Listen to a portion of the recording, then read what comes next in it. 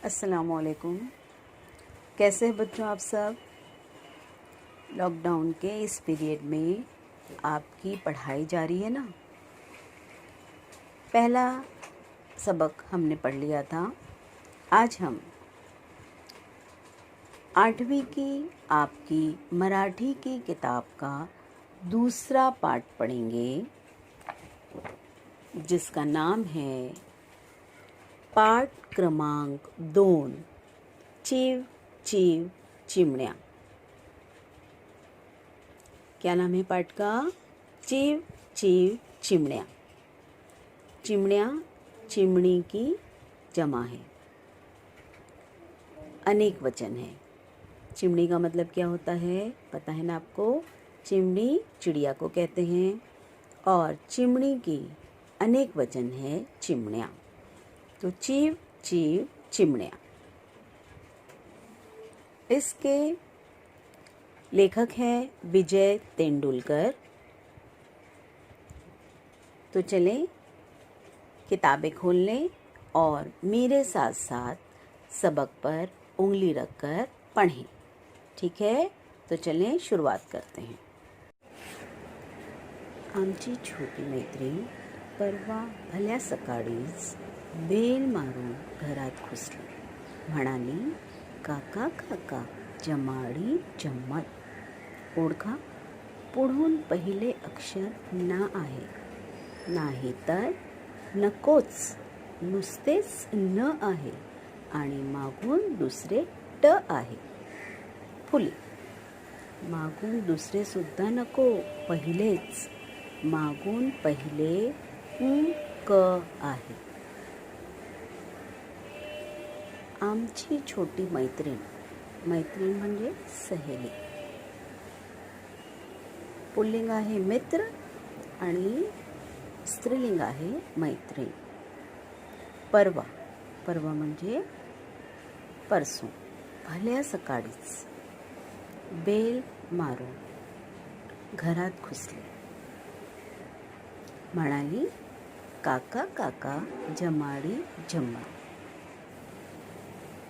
बच्चे कुछ भी पहेली बुझवाते हैं, तो उसने भी कहा कि अब तुम पहचानो.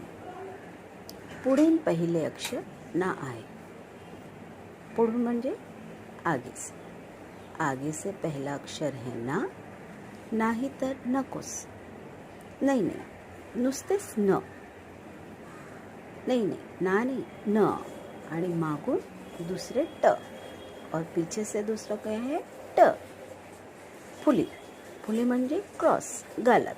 मागून दुसरे सुद्धा नको, पहिलेच. मागून पहिले क आहे. समझ लो? इतना समझा आपको? लेखक की एक छोटी सहेली उनसे मिलने उनके घर आई है और एक पहेली बुझवा रही है, जिसका पहला अक्षर है न और आखिरी अक्षर है क. भल्या सकाळची वेळ होती तिची. कोडी सोडवण्यात घालवण्याची इच्छा नसल्याने मी शरणचिठ्ठी दिली. नाही बुवा ओळखता येत. भल्या सकाळची वेळ, बहुत सुबह का टाइम था. तिची कोडी सोडवण्यात, कोडी म्हणजे पहेली, वेळ घालवण्याची इच्छा नसल्याने मी शरणचिठ्ठी दिली. यानी मैंने अपने हथियार डाल दिए. नाही बुआ ओळखता येत, कि मुझे अब नहीं आता, तुम ही बता दो. ती टाळी पेटून म्हणाली, हत्तीच्या, किती इजी. नाटक नाटक, आज आमच्या शाळेचे नाटक आहे, तुम्ही बघायला याल? मी आमच्या बाईंना सांगून ठेवीन. मम्मीला वेळ नाही. पप्पा म्हणतात, लहान पोरांची कसली नाटकं बघायची. पण काका, आमच्या शाळेचे नाटक अश्रूंची फुलेपेक्षा शप्पथ टॉप होते. मी पण त्यात बेबीचे काम करते. तुम्ही याच. एवढ्या आमच्या छबुताईबाई, यात काय आणखीन त्यात काय करणाऱ्या, त्यांना सुद्धा आमचे नाटक आवडले. माझा तर त्यांनी गालगुच्चा घेतला. याल?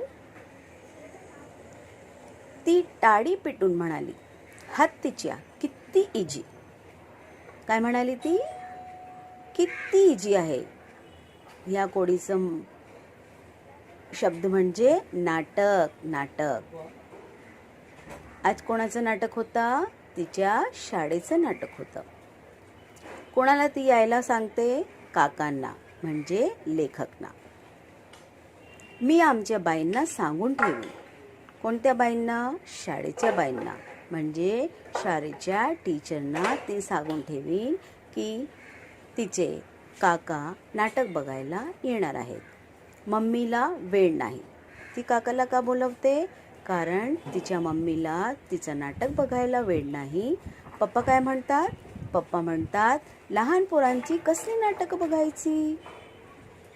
पण काका, आमच्या शाळेचे नाटक अश्रूंची फुलेपेक्षा शप्पथ टॉप होते. यानी वो बता रही है कि हमारे स्कूल के नाटक एकदम टॉप रहता है. मी पण त्यात बेबीचे काम करते. मैं भी तो उसमें बेबी का काम कर रही हूँ. तुम्ही आओ ही. एवढे आमच्या छबुताई बाई यात काय आणखीन त्यात काय करणाऱ्या त्यांना सुद्धा आमचे नाटक आवडले. हे म्हणजे तिच्या शाळेत एक छबुताई बाई असेल, त्यांना लवकर काही आवडत नसेल, त्यांना सुद्धा हे नाटक आवडले. माझ्या तर त्यांनी गालगुच्चा घेतला. याल? ती लेखकाला विचारते, तुम्ही माझा नाटक बघायला? त्याची मुरडीला नाही म्हणायची शहामत माझ्यापाशी नाहीच. मी कबूल केले आणि परवा गुरुवारी संध्याकाळी मुंबईतल्या साहित्य संगमंदिरात आमच्या मैत्रिणीच्या शाळेचे टॉप नाटक बघायला सगळ्या व्यापातून सवड काढून पोचलो. आंतरशालेय नाट्य स्पर्धेची ती अंतिम फेरी का काहीतरी होती. एकूण 4 छोटी नाटके व्हायची असल्याचे बाहेरच्या बोर्डावर नमूद होते. त्यातले एक आमच्या मैत्रिणीचे होते. आमची मैत्रीण तिकिटाचा कपटा हातात गच्च धरून तिच्याच वयाच्या गर्दीत कुठेतरी माझी वाट पाहत उभी होती. मला पाहून ती धावत पुढे आली. काय हे काका? ती माझ्यावर डाफरली. किती लेट केलात? मी सवयीने केले. सॉरी. पण तेही ऐकायला तिला सवड नव्हती. चट चपला वाजवत पडताच ती संगमंदिराच्या रंगपटाच्या दिशेने अदृश्य झाली. त्या चिमुरडीला, चिमुरडी म्हणजे लहानशी, छोटीशी, नाही म्हणायची शामत माझ्यापाशी नाहीच.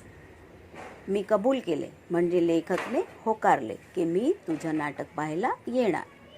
आणि परवा गुरुवारी संध्याकाळी, परवा गुरुवारी म्हणजे परसू जुमेरात. तर आजचा दिवस कोणता असेल? सांगा बरं, आज कोणता दिवस असेल? परवा गुरुवारी आहे म्हणजे काल बुधवार आणि आज मंगळवार. म्हणजे जेव्हाची गोष्ट लेखक सांगतो तेव्हा कोणता दिवस असेल? मंगळवारी. संध्याकाळी मुंबईतल्या साहित्य संगमंदिरात. नाटक कुठे होता? साहित्य संगमंदिरात. आमच्या मैत्रिणीचे शाळेचे टॉप नाटक बघायला सगळ्या व्यापातून, म्हणजे सगळे कामकाज सोडून, तिच्यात सवड काढून पोचलो. म्हणजे त्याच्या रोजच्या कामातून वेळ काढून तो साहित्य संगमंदिरात पोचला. आंतरशालेय नाट्य स्पर्धेची ती अंतिम फेरी का काहीतरी होती. इंटर स्कूल नाट्य स्पर्धा थी वो, ऐसा कुछ वहाँ पर लिखा हुआ था. एकूण 4 छोटी नाटके व्हायची असल्याने बाहेरच्या बोर्डावर नमूद होते. बाहर के बोर्ड पर लिखा था कि कुल 4 नाटक होंगे. त्यातले एक आमच्या मैत्रिणीचे. कोणाच्या मैत्रिणीचे? लेखकाच्या.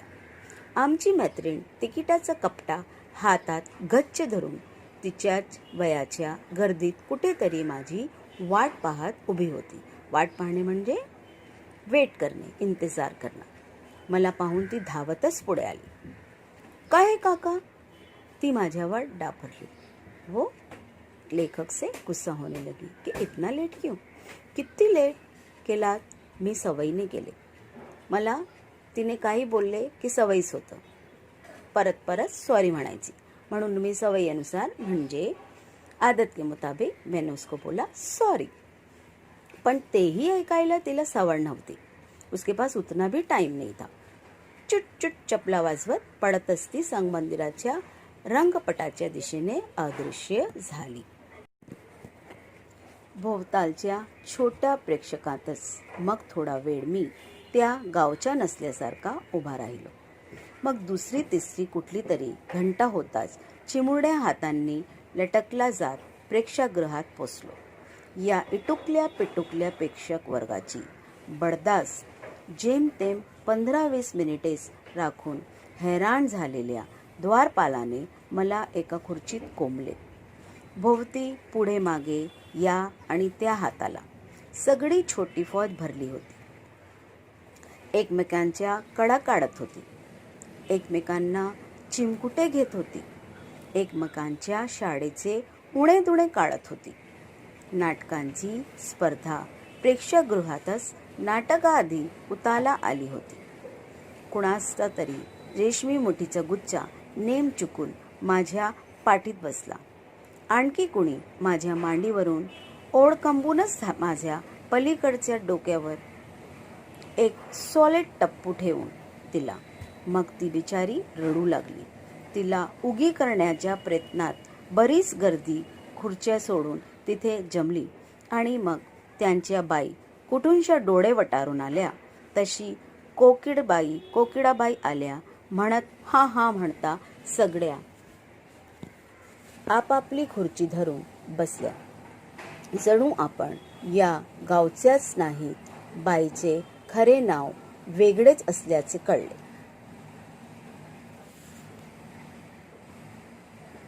भोवतालच्या छोट्या प्रेक्षकातच, प्रेक्षक म्हणजे शायकीन, नाटक देखने आए हुए लोग। अब बच्चों का नाटक था, देखने भी सभी बच्चे ही आए थे, तो उनमें थोड़ा वेळ मी त्या गावाच्या नसल्यासारखा उभा राहिलो। जब हम किसी अनजान जगह जाते हैं तो ऐसा अजीब सा लगता है, तो उसको ऐसा लग रहा था कि मैं इस गांव का नहीं हूँ। कुछ अजीब सी फीलिंग हो रही थी। मग दुसरी तिसरी कुठली तरी घंटा होताच चिमुरड्या हातांनी, चिमुरड्या म्हणजे लहान लहान छोट्या छोट्या, लटकला जात प्रेक्षागृहात पोचलो। प्रेक्षागृह हॉल। या इटुकल्या पिटुकल्या प्रेक्षक वर्गाची बडदास जेमतेम 15-20 मिनिटेच राखून हैराण झालेल्या द्वारपालाने, द्वारपाल म्हणजे चौकीदार, मला एक खुर्चीत कोंबले, म्हणजे लेखकला पण एका खुर्चीत बसायला सांगितले। भोवती पुढे मागे, भोवती म्हणजे आसपास, पुढे म्हणजे आगे, मागे म्हणजे पीछे। पुढे आणि मागे हे शब्द एकमेकांचे विरुद्धार्थी आहेत। या आणि त्या हाताला, इस हात पर उस हात पर सगळी छोटी फौज भरली होती। म्हणजे हॉलमध्ये पूर्ण सगळे कोण बसले होते? लहान मुले एकमेकांच्या कडा काढत होती, एकमेकांना चिमकुटे घेत होती, एकमेकांच्या शाळेचे उणे दुणे काढत होती। नाटकांची स्पर्धा, स्पर्धा म्हणजे मुकाबला, प्रेक्षागृहातच नाटकाआधी उताला आली होती। म्हणजे ती मुले एकच शाळेची नव्हती, 4 शाळेची होती, म्हणून ते एकमेकांच्या शाळेची उणी काढत होती, बुरा भला बोल रहे थे। कुणाचा तरी रेशमी मुठीचा गुच्छा नेम चुकून माझ्या पाठीत बसला। आणखी कुणी माझ्या मांडीवरून ओढकंबूनच माझ्या पलीकडच्या डोक्यावर एक सॉलिड टप्पू ठेवून दिला। मग ती बिचारी रडू लागली। तिला उगी करण्याच्या प्रयत्नात, म्हणजे वो जो रो रही थी उसको चुप कराने के लिए बरीच गर्दी खुर्च्या सोडून तिथे जमली। आणि मग कोण आली? त्यांच्या बाई कुठूनशा डोळे वटारून, म्हणजे त्यांची बाई कशी आली? डोळे वटारून, आंखें फाड़कर, आंखें फैलाकर वो वहाँ आई। तशी कोकिडाबाई आल्या, म्हणजे त्या बाईंचं नाव काय असेल? कोकिडाबाई। म्हणत हा हा म्हणता सगळ्या आपल्या खुर्चीवर बसल्या। जणू आपण या गावच्याच नाहीत, बाईचे खरे नाव वेगळेच असल्याचे कळले। कोकिडाबाई त्यांचं मुलांनी नाव ठेवलेलं असेल, त्यांचं काही आपला अस्सल नाव काहीतरी वेगळंच असेल। आज हमने आधा पाठ पढ़ा। इंशाअल्लाह कल हम बाकी का आधा पाठ पढ़ेंगे, क्योंकि पाठ बड़ा है और पूरा पाठ एक साथ पढ़ने पर आपको भी परेशानी हो सकती है। तो आज हमने जितना पाठ पढ़ा है उसी को दोबारा से पढ़ेंगे और समझने की कोशिश करेंगे, ताकि कल जब हम आधा पाठ पढ़ें तो आपको आगे पढ़ने में आसानी हो।